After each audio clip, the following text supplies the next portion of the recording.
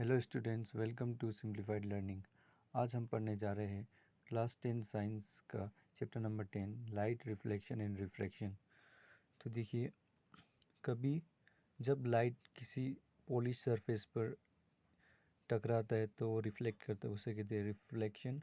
और रिफ्रैक्शन जब किसी सरफेस में लग के उसके दूसरी ओर से बेंड हो जाता है, उसे कहते हैं रिफ्रैक्शन। तो सबसे पहले है light. Light is a form of energy which enables us to see. Light जो एक एनर्जी का फॉर्म है जो हमें देखने में मदद करता है। उसके बाद nature of light. Light behaves as a ray, example reflection. Reflection के समय में लाइट जो रे जैसा बिहेव करता है, और फिर इंटरफेरेंस और डिफ्रैक्शन के समय में वेव जैसा, और फिर फोटो इलेक्ट्रिक इफेक्ट में पार्टिकल जैसा। तो यहाँ पर देखिए दो डायग्राम है यहाँ पर।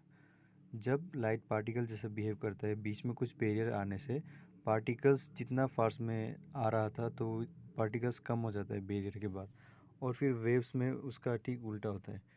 वेव का फॉर्म में आने में वो जब बैरियर में लगने के बाद और ज़्यादा फैल जाता है उसका वेव्स। उसके बाद है laws of reflection. When light travels from one medium to another medium it either.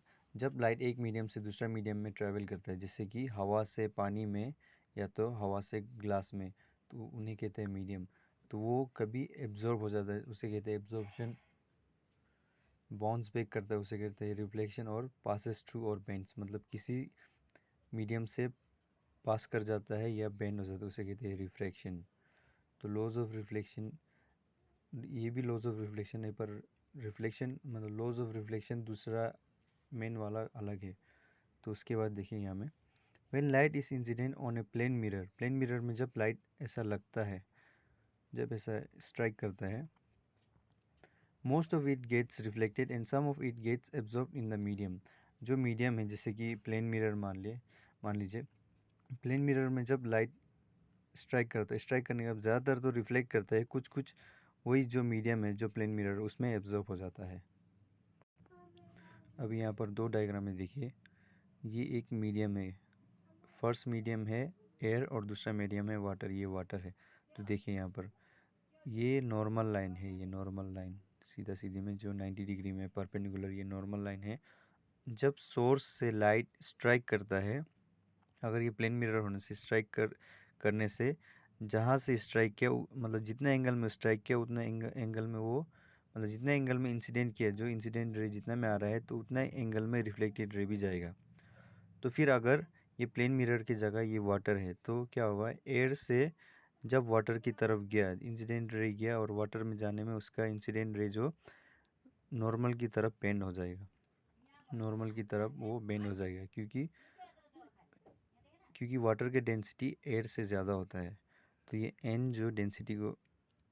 N जो मीडियम को दिखा रहा है, N1 जो एयर मीडियम, और N2 जो वाटर मीडियम को दिखा रहा है। तो ये N1 से होते हुए N2 में ये बेंड हो जा रहा है, जो कि नॉर्मल की तरफ मुड़ जा रहा है, नॉर्मल की तरफ। अगर ये वाटर का डेंसिटी कम होने से ये नॉर्मल से दूर जाना था, दूर, क्योंकि वाटर का डेंसिटी ज़्यादा होने के कारण से नॉर्मल की तरफ जा रहा है।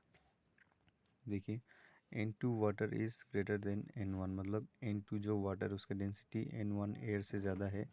और जो थीटा मतलब एंगल को दिखा रहे, जो ये θ1 है, ये जो इंसिडेंट रे और नॉर्मल के साथ में जो एंगल बन रहा है θ1, वो जो θ2 जो कि नॉर्मल और रिफ्रैक्टेड रे के साथ जो बन रहा है, उससे बड़ा है। क्यों बड़ा है? क्योंकि यहाँ पर देखिए, ये जो रिफ्रैक्टेड रे है, ये जो नॉर्मल की तरफ जा रहा है तो एंगल कम बन रहा है, ये जो नॉर्मल से ज़्यादा दूर जा रहा है तो एंगल ज़्यादा बन रहा है। Rays bend towards perpendicular, perpendicular की तरफ बेंड कर रहा है। तो यहाँ पर भी दिखाया मैंने, एन मीडियम को डिनोट कर रहा है और थीटा एंगल को डिनोट कर रहा है। और उसके बाद देखिए यहाँ पर इसमें ठीक उल्टा, यहाँ पर अभी जो इंसिडेंट रे है वो वाटर की तरफ से होकर एयर की तरफ जाएगा। तो वाटर में जो लाइट का सोर्स है, ये ठीक यहाँ पर ये एयर और वाटर का जो यहाँ पर मर्जिंग पॉइंट है, मतलब जहाँ पर ये एयर और वाटर मिल रहे हैं, तो वहाँ पर जाके टकरा के अगर ये प्लेन मिरर होने से तो यहाँ पर टकरा के डायरेक्ट रिफ्लेक्ट करना था, तो प्लेन मिरर का केस भी दिखा दिया। और उसके बाद ये यहाँ पर लग के, क्योंकि डेंसर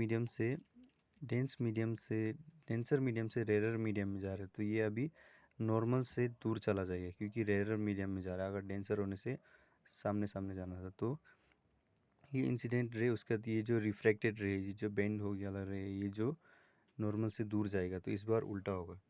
इस बार N1 वाटर है, मतलब मीडियम वन जो वाटर है, क्योंकि वाटर से रे को इंसिडेंट करा है, लाइट का रे को।